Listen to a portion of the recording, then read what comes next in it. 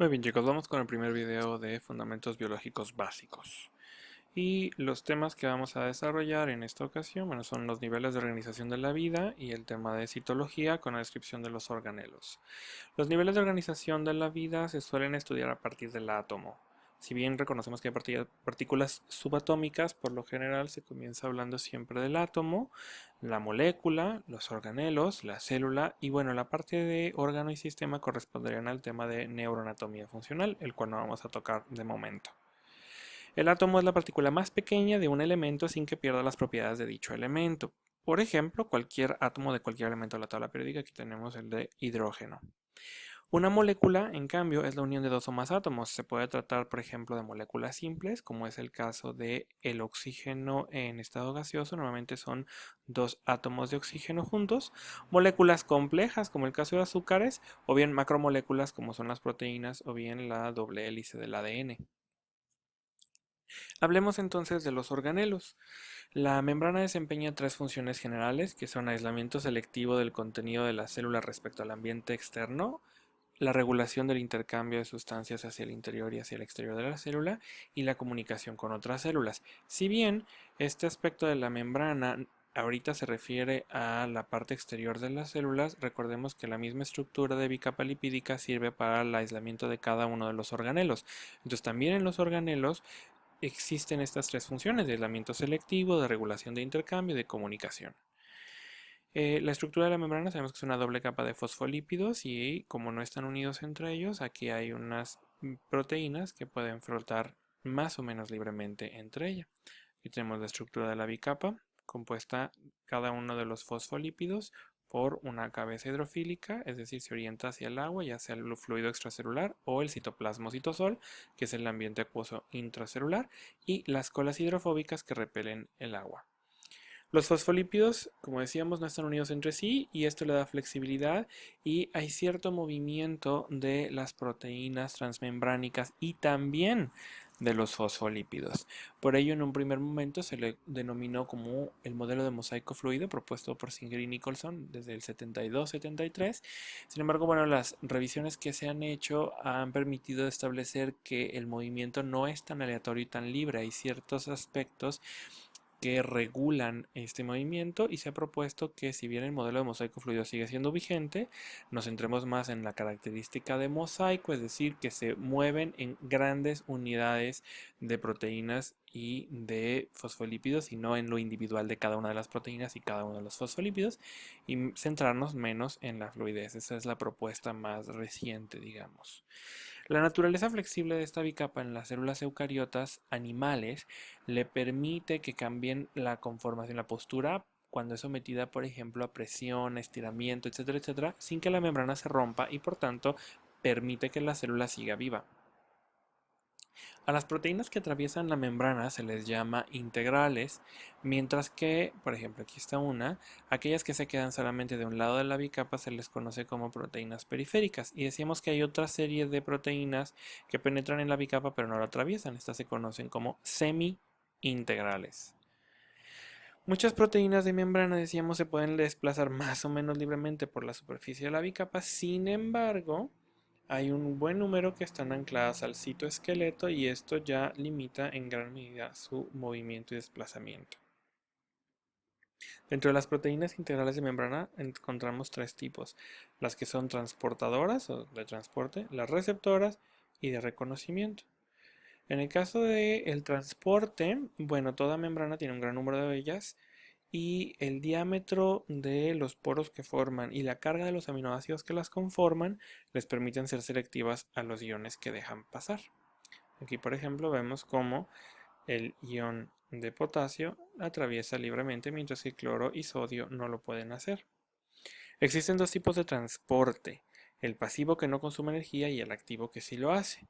Dentro del transporte pasivo hay difusión pasiva simple y difusión facilitada. Esta puede ser facilitada por dos medios: canales o transportadores.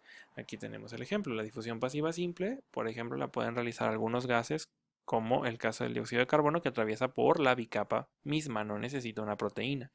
Mientras que en este caso vemos claramente un transportador que permite o facilita la difusión, y aquí tenemos canales. El transporte activo, por su parte, decíamos, consume energía en una reacción química llamada hidrólisis. Es una reacción exergógena, es decir, genera energía. Y a las proteínas transportadoras que consumen energía se les llama acarreadores o bombas. Esto sobre todo para diferenciarlas de los transportadores que no requieren o no consumen energía. Aquí, por ejemplo, tenemos la bomba sodio-potasio. ¿Ok? Se ve claramente como una molécula de ATP, hace aquí la hidrólisis, se libera un fosfato y en esa separación de los tres fosfatos para que se queden 2 y 1, hay una liberación de energía, lo cual permite que la bomba funcione. Aquí tenemos esquemáticamente los dos tipos de transporte, tanto el pasivo como el activo. Dentro del pasivo tenemos la difusión facilitada simple, la difusión facilitada por canales, por transportadores y aquellos transportadores que consumen energía para el transporte activo. Las proteínas receptoras son aquellas que activan respuestas celulares cuando se les unen moléculas específicas. En el caso de las neuronas, los neurotransmisores serían este tipo de moléculas específicas. Y hay dos tipos de receptores en las neuronas, los ionotrópicos y los metabotrópicos. Los ionotrópicos decíamos que son estructuras relativamente simples porque en una sola proteína transmembránica tienen un sitio de unión y eso los hace un receptor, pero también tienen la capacidad de hacer un cambio conformacional y generar un poro, es decir, un canal. Entonces, una sola proteína es receptor y canal a la vez. Mientras que los receptores metabotrópicos se forman por tres estructuras básicas. Por un lado está la proteína receptor y por otro lado está la proteína que forma realmente el canal. Y se llaman metabotrópicos porque la tercera estructura es una proteína G que normalmente está acoplada al receptor, la cual genera un cambio metabólico para abrir el canal, ¿ok? Entonces, en los receptores metabólicos, el receptor y el canal no son la misma estructura, están separadas. Finalmente, dentro de las proteínas de reconocimiento, estas están presentes principalmente en el sistema inmunológico. En el sistema nervioso no encontramos estas y bueno, lo que hacen es que sirven para etiquetar e identificar ciertas sustancias u cuerpos, en el caso, por ejemplo, de algunos organismos patógenos. Bien, ahora dentro de los organelos estaría, por ejemplo, el primero el núcleo celular, después de la membrana, que es el centro del control porque contiene el material genético, el cual se utiliza selectivamente de acuerdo a la etapa en la que se encuentre la célula para la expresión específica de ciertos genes y por tanto la producción de ciertas proteínas. Normalmente el núcleo es el organelo de mayor tamaño dentro del citoplasma y tiene tres partes bien definidas. Por un lado una envoltura nuclear, la cromatina y un nucleolo. Aquí por ejemplo vemos claramente la cromatina y el nucleolo de un color un poco más intenso, es más denso. La envoltura nuclear, bueno, permite el intercambio de materiales porque es finalmente una bicapa, la cual tiene ciertas características particulares. Entre ellas es que está perforada por canales denominados poros, pero además también está incrustada de ribosomas y es continuación, bueno, el retículo endoplasmático va a ser continuación de esta membrana. Aquí, por ejemplo, podemos ver justamente el nucleolo, la cromatina, la membrana nuclear, los ribosomas y los poros. La información genética del ADN se copia en moléculas de ARN que se desplazan a través de los poros.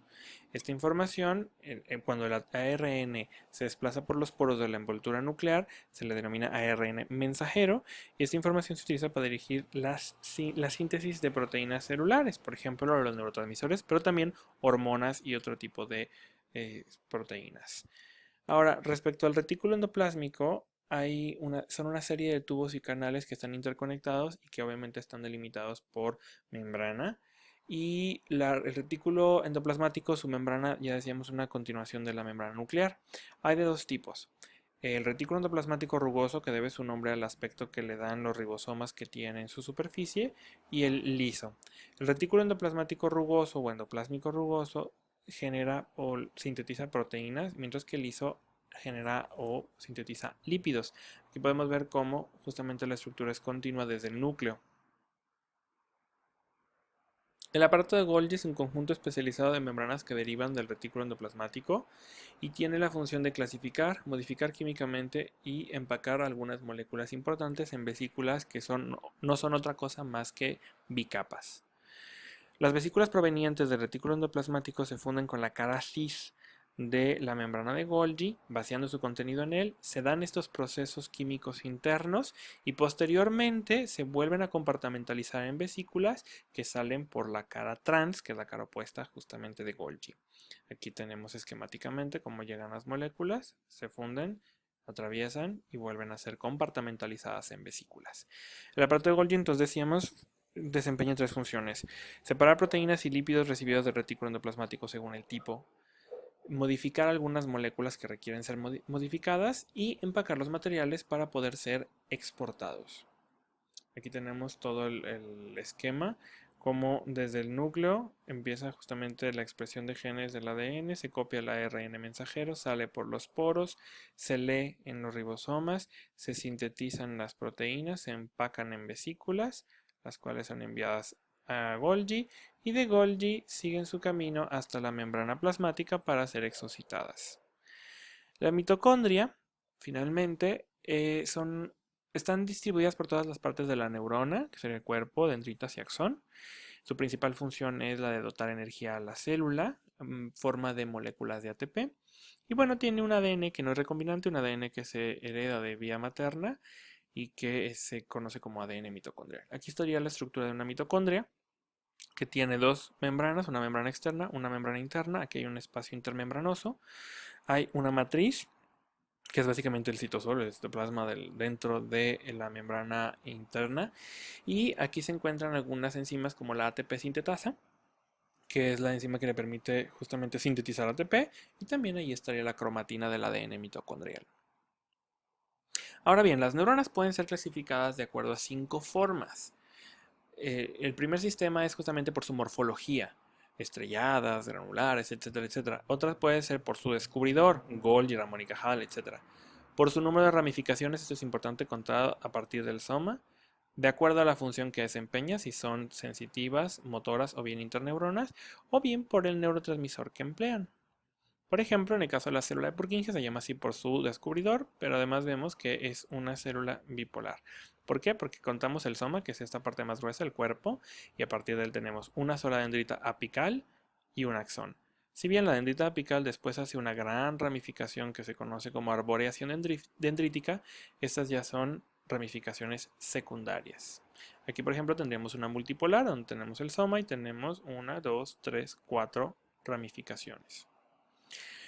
Por último, tenemos que la sinapsis es la zona especializada de comunicación entre dos neuronas, es la unidad tanto estructural como funcional del sistema nervioso, y hay un principio muy importante que dice que si una neurona no establece sinapsis, la neurona muere.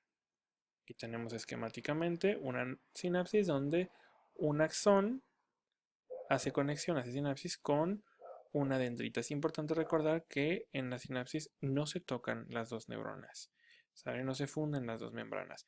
Aquí se ve claramente como una vesícula que contiene neurotransmisores se funde con la membrana presináptica, se llama esto presináptica, y libera su neurotransmisor para que a través del espacio sináptico viaje y se pueda unir a receptores de la membrana postsináptica. Okay, entonces una sinapsis se compone de tres partes: la membrana presináptica, el espacio o hendidura intersináptica y la membrana postsináptica.